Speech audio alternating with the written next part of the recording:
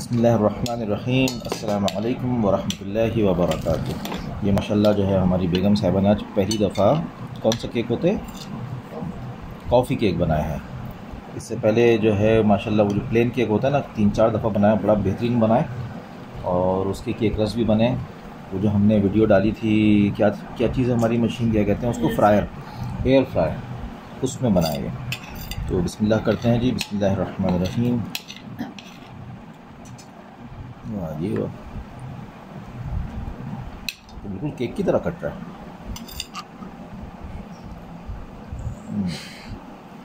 बिस्मिल्लाहिर्रहमानिर्रहीम। आप ये इसके लिए वो नहीं है तुम्हारे पास केक का जो होता है? वो नहीं है, लेना है। वो नहीं है, चलो इधर करो। छुरी बहुत मोटी है माशाल्लाह से। वाह, ये तो कॉफ़ी केक है, ज़बरदस्त। चमचा दो, कांटे से मैं नहीं खाऊंगा, चमचा दो। उसको पहले सीधा करेंगे तो भाईजान सीधे हो जाओ। बिस्मिल्लाहि व बरकतुल्लाह। ये लो सबसे छोटे से तो सबसे बड़े से